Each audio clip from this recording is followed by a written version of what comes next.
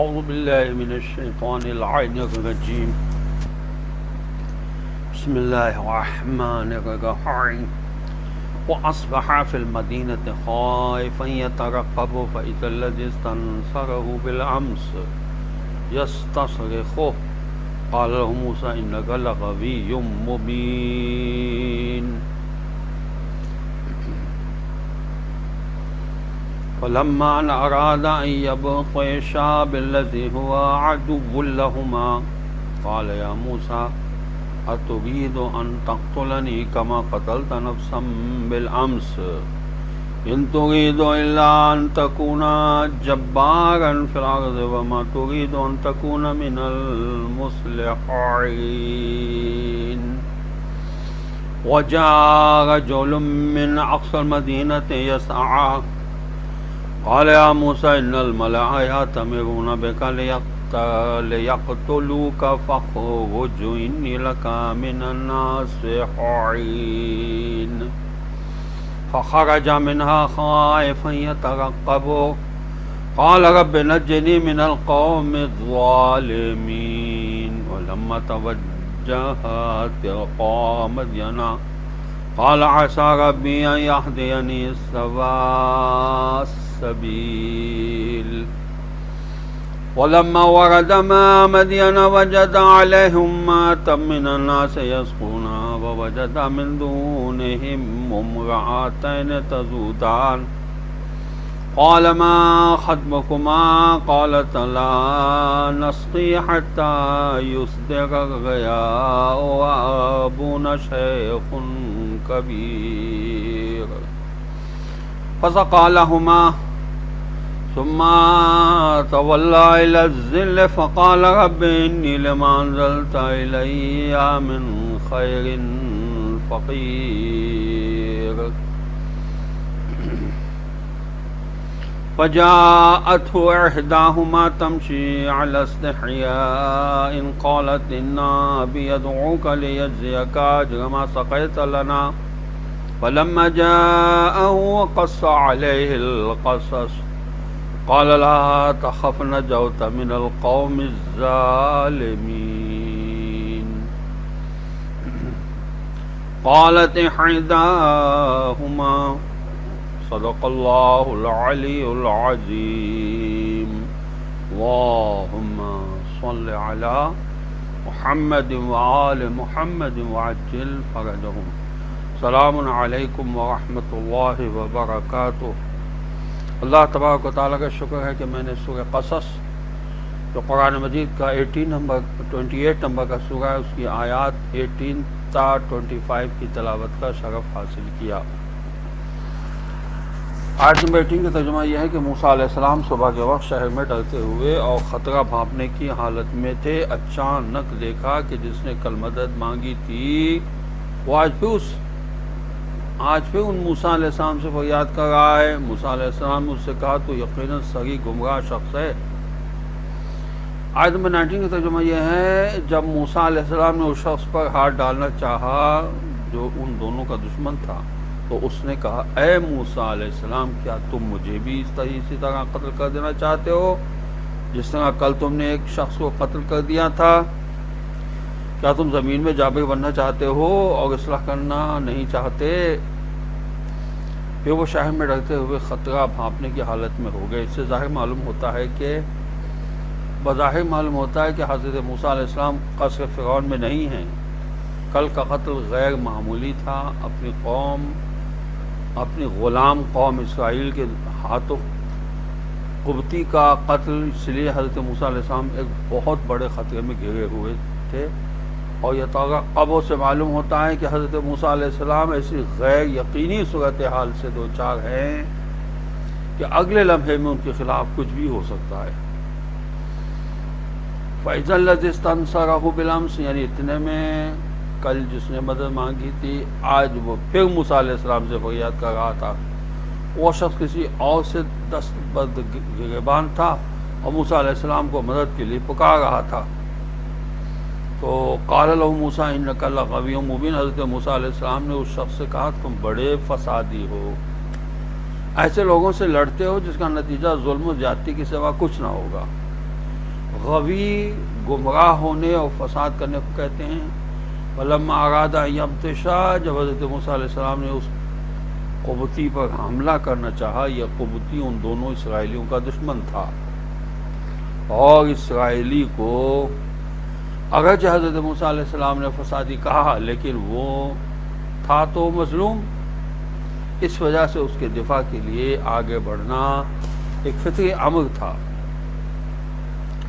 قال یا موسیٰ ترید ان تقتلنی، اس قبطی نے کہا اے موسیٰ علیہ السلام کیا آپ مجھے اسی طرح قتل کرنا چاہتے ہیں جس طرح کل ایک شخص کو قتل کیا تھا؟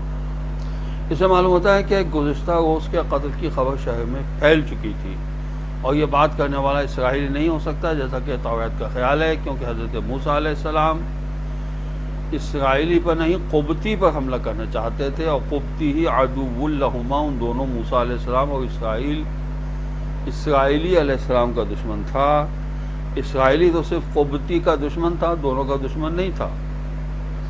ان ترید الا ان تکون جبارا، ایسا معلوم ہوتا ہے کہ اس قبطی کو حضرت موسیٰ علیہ السلام کی شناخت تھی، اور لوگ حضرت موسیٰ علیہ السلام کو داعی اصلاح کے طور پر جانتے تھے، ممکن ہے اس لیے کہا ہو اے موسیٰ علیہ السلام آپ اصلاح کے داعی نہیں، جابر اور زیادتی کرنے والے ہیں۔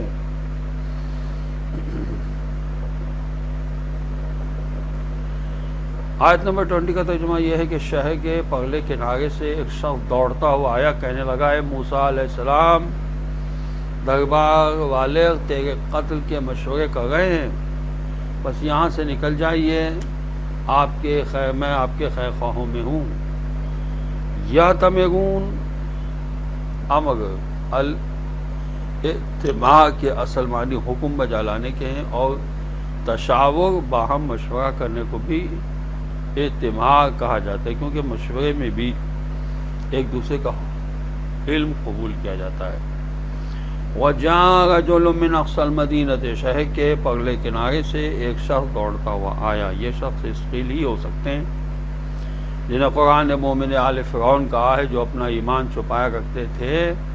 فرعون کا قصر شہر کے کنارے پر واقع تھا، وہاں سے شہر میں دوڑ کر آیا۔ اس سے بھی اندیہ ملتا ہے کہ حضرت موسیٰ علیہ السلام قصر فرعون میں نہیں رہتے تھے، کم سے کم ان 2 دنوں میں یہ شخص فرعون کے خاندان سے متعلق تھا۔ یسعیٰ دوڑتا ہوا آیا، اس سے معلوم ہوتا ہے کہ خطرہ بالکل سر پر ہے، اس لیے اس مومن کو دوڑ کر خبر لانا پڑی کہ ایسا نہ ہو خبر ملنے سے پہلے فرعونیوں کی گرفت میں آ جائیں۔ ان الملأ یعتبرون بک، دربار والے آپ کے قتل کے منصوبے بنا رہے ہیں۔ اس سے معلوم ہوا کہ یہ مومن فرعون کا بھیدی تھا، یہ مومن فرعون کا بھیدی تھا یا اس منصوبہ بندی کرنے والوں میں شریک تھا۔ فاخرج انی لک من الناصحین، اس مومن کے نزدیک حضرت موسیٰ علیہ السلام کے تحفظ کا واحد ذریعہ ہجرت تھا۔ فاخرج کہہ کر مومن ہجرت کا مشورہ دیتا ہے۔ اس مومن کا نام روایت میں حزقیل آیا ہے۔ حضرت حزقیل کو یہ شرف و فضیلت حاصل ہوئی کہ ایک اولو العزم رسول کو تحفظ فراہم کیا۔ چنانچہ حدیث رسول صلی اللہ علیہ وسلم ہے کہ صدیق 3 ہیں، حبیب بن موسیٰ نجار مومن آل یاسین، حزقیل مومن آل فرعون، تیسرے علی ابن ابی طالب علیہ الصلاۃ والسلام ہے جو ان سب میں افضل ہیں۔ اس حدیث کے راوی ہیں ابن ابی لیلہ، ابن عباس، ابو ایوب انصاری۔ افضل المرسل صلی اللہ علیہ وسلم کو ہجرت کی شب بستر رسول صلی اللہ علیہ وسلم پر سو کر اپنی جان کا نذرانہ دینے والے صدیق کا ان سب صدیقوں سے افضل ہونا قدرتی امر ہے۔ آیت نمبر 21 کا ترجمہ یہ ہے کہ چنانچہ موسیٰ علیہ السلام ڈرتے ہوئے، خطرہ بھانپتے ہوئے وہاں سے نکلے، کہنے لگے اے میرے رب مجھے قوم ظالمین سے بچا لے۔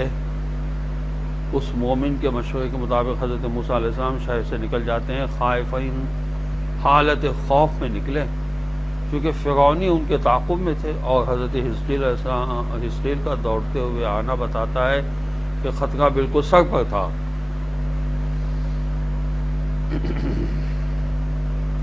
آیت نمبر 22 کا ترجمہ یہ ہے کہ اور جب موسیٰ علیہ السلام نے مدین کا رخ کیا تو کہا امید ہے میرا رب مجھے سیدھے راستے کی ہدایت فرمائے گا۔ جب موسیٰ علیہ السلام نے مدین کی طرف رخ کیا، مدین کے بارے میں سورہ اعراف کی آیت نمبر 85 ملاحظہ فرمائی جا سکتی ہے۔ آیت کے سیاق سے تو یہ اندیہ ملتا ہے کہ حضرت موسیٰ علیہ السلام نے قصداً مدین کا رخ کیا تھا، توجہ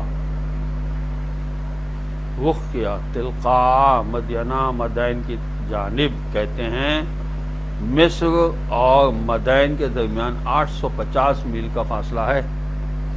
کیا مصر اور البدہ جو خلیج عقبہ کے مغربی ساحل پر واقع ہے کے درمیان یہی مسافت ہے؟ چونکہ کہتے ہیں مدین وہی البدہ ہے۔ قال عسیٰ ربی، چنانچہ اللہ نے انہیں سیدھے راستے کی رہنمائی فرمائی۔ جو راستہ مدین کو جاتا تھا، مدین کا علاقہ فرعون کی سلطنت میں شامل نہ تھا۔ حضرت موسیٰ علیہ السلام کی دعا یہ تھی مدین پہنچنے کے لیے سیدھے راستے کی رہنمائی فرمایا۔ آیت نمبر 29 کا ترجمہ یہ ہے، اور جب وہ مدین کے پانی پر پہنچے تو انہوں نے دیکھا لوگوں کی ایک جماعت اپنے جانوروں کو پانی پلا رہی ہے، اور دیکھا ان کے علاوہ 2 عورتیں اپنے جانور روکے ہوئے کھڑی ہیں۔ موسیٰ علیہ السلام نے کہا آپ دونوں کا کیا مسئلہ ہے؟ وہ دونوں بولی جب تک یہ چرواہے اپنے جانوروں کو لے کر واپس نہ پلٹ جائیں گے ہم پانی نہیں پلا سکتے، اور ہمارے والد بڑی عمر کے بوڑھے ہیں۔ وردہ اصل میں وردہ کے معنی پانی کا قصد کرنے کے ہیں، پھر ہر جگہ کا قصد کرنے پر بولا جاتا ہے۔ سود کے معنی کسی چیز سے دفع کرنے کے ہیں۔ الرعاء راعن، یہ یعنی عام طور پر یہ لفظ حفاظت اور حسن انتظام کے معنی میں استعمال ہوتا ہے۔ رعاء راعی کی جمع ہے۔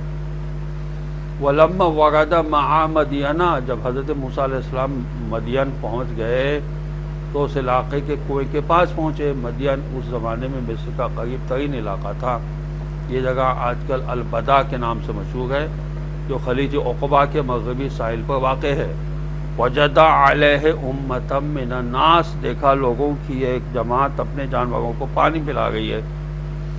آیت میں صرف پلانے کا ذکر ہے، جانوروں کا ذکر نہیں ہے۔ بعد میں آنے والے الرعاء چرواہے سے معلوم ہوتا ہے کہ وہ جانوروں کو پلا رہے تھے۔ وَوَجَدَ مِن دُونِهِمْ امْرَأَتَيْنِ، ان کے علاوہ 2 عورتوں کو دیکھتے ہیں، وہ اپنے جانوروں کو روکے ہوئے کھڑی ہیں، پانی پینے سے روک رہی ہیں۔ دوسرے لوگ کنویں سے پانی نکال کر اپنے اپنے جانوروں کو پلا رہے تھے، ان 2 عورتوں کے جانور بھی پانی کی طرف لپکتے تھے، لیکن یہ دونوں اپنے جانوروں کو دوسروں کے پانی کی طرف جانے سے روک رہی تھیں۔ قال ما خطبکما، حضرت موسیٰ علیہ السلام ان دونوں سے پوچھتے ہیں تمہارا مسئلہ کیا ہے؟ تمہارے جانور دوسرے جانوروں کے ساتھ پانی کیوں نہیں پی رہے ہیں؟ قالت لا نسقی حتی یصدر الرعاء، دونوں عورتوں نے جواب میں کہا جب تک یہ چرواہے واپس نہ پلٹ جائیں گے ہم پانی نہیں پلا سکتے۔ اس کی وجہ یہ بتائی جاتی ہے کہ یہ دونوں خواتین پاکیزہ نفس کے مالکہ تھیں، مردوں کے ہجوم میں دھکے کھانے کی نوبت آتی تھی، اس لیے ان کے واپس جانے کا انتظار کر رہی تھیں۔ دوسری تفسیر یہ ہے کہ لوگ کنویں سے پانی نکال کے جانوروں کو پلاتے تھے، یہ دونوں خواتین مردوں کی طرح پانی نہیں نکال سکتی تھیں، اس لیے ان کے واپس جانے کا انتظار کر رہی تھیں اور بچے کچے پانی سے اپنے جانوروں کو سیراب کرتی تھیں۔ وہ ابونا شیخٌ کبیر، گھر میں مرد صرف ایک باپ ہیں، وہ بھی عمر رسیدہ ہیں۔ وہ سبب اور وجہ بیان کر گئی ہیں جس سے ان کی یہ حالت ہے۔ سفر تکوین میں آیا ہے کہ ان دونوں کے والد مدین کے کاہن تھے۔ اس میں پہلی مرتبہ تو ان کاہن کا نام رعویل بتایا، پھر اس کا دوبارہ ذکر ہوا تو ان کا نام یسرون بتایا، اور انہیں موسیٰ علیہ السلام کا عامی بتایا ہے۔ آیت نمبر 24 کا ترجمہ یہ ہے، موسیٰ علیہ السلام نے ان دونوں کے جانوروں کو پانی پلایا، پھر سائے کی طرف ہٹ گئے اور کہا میرا رب جو خیر بھی تو مجھ پر نازل فرمائے میں اس کا محتاج ہوں۔ فسقى لهما، حضرت موسیٰ علیہ السلام نے یہ سن کر ان دونوں خواتین کے جانوروں کو پانی پلایا۔ حضرت موسیٰ علیہ السلام کی پاکیزہ طبیعت کا یہی تقاضا تھا کہ کمزوروں اور مظلوموں کی مدد کے لیے لپکیں، مصر سے اسی جذبہ ایثار کی وجہ سے ہجرت کرنا پڑی. ثم تولا الی الذل، سفر کی خستگی اور بھوک سے گرمی کی شدت زیادہ محسوس ہوتی ہے، اس لیے ان جانوروں کو پانی پلانے کے بعد سائے کی طرف لوٹ آئے. اس وقت موسیٰ علیہ السلام کی حالت نہج البلاغہ میں بیان ہوئی ہے. فقال ربی انی لما انزلت الی من خیر فقیر، میرے پروردگار جو خیر بھی تو مجھ پر نازل فرمائے میں اس کا محتاج ہوں. روایات کے مطابق یہاں خیر سے مراد طعام ہے. انداز طلب میں انتہائی نرمی ہے، چونکہ خواہ انتہائی مجبوری ہی کیوں نہ ہو، سوال دنیاوی مسئلے کا ہے.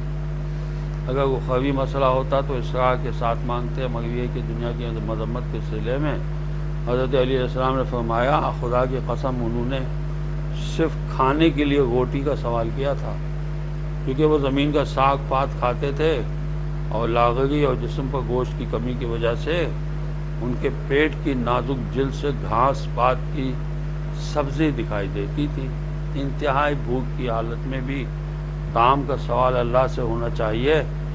محروموں کی کمک کرنا سیرت انبیاء علیہ السلام ہے. آیت نمبر 25 کا ترجمہ یہ ہے کہ ان دونوں لڑکیوں میں سے ایک حیا کے ساتھ چلتی ہوئی موسیٰ علیہ السلام کے پاس آئی اور کہنے لگی میرے والد آپ کو بلاتے ہیں تاکہ آپ نے جو ہمارے جانوروں کو پانی پلایا ہے آپ کو اس کی اجرت دیں. جب موسیٰ علیہ السلام ان کے پاس آئے اور اپنا سارا قصہ انہیں سنایا تو وہ کہنے لگے خوف نہ کرو، تم اپنے ظالموں سے بچ چکے ہو. فجاءت احداہما تمشی علی استحیاء، ان دونوں لڑکیوں میں سے ایک لڑکی حیا کے ساتھ چلتی ہوئی موسیٰ علیہ السلام کے پاس آئی. شرم و حیا عورت کی زینت ہے. فطرت سلیمہ کے مالک خاتون مردوں سے شرم جیسی نسوانی اعلیٰ قدروں کی مالکہ ہوتی ہے. حضرت موسیٰ علیہ السلام درخت سائے میں اکیلے تھے. اس اکیلے مرد کے نزدیک آنے میں شرم و حیا کرنا ایک پاکیزہ ماحول کی پلی بچی کے لیے قدرتی بات ہے.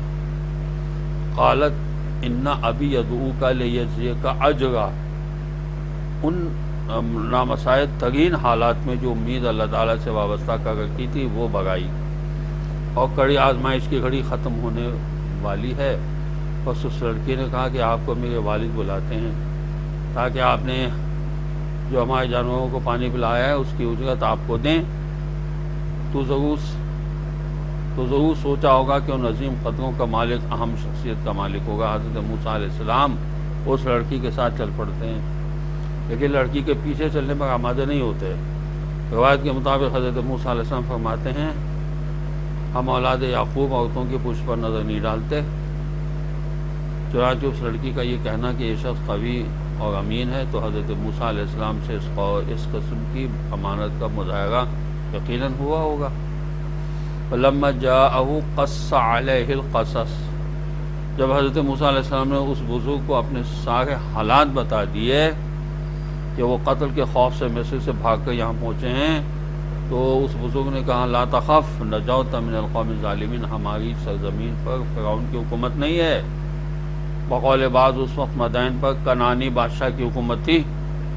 اس مرحلے پر حضرت موسیٰ علیہ السلام کی ساری دعائیں قبول ہوئیں اور فرعون جیسے دشمن سے نجات مل گئی. یہاں پر حضرت موسیٰ علیہ السلام کی زندگی کے مراحل میں سے ایک اہم مرحلہ طے ہو گیا.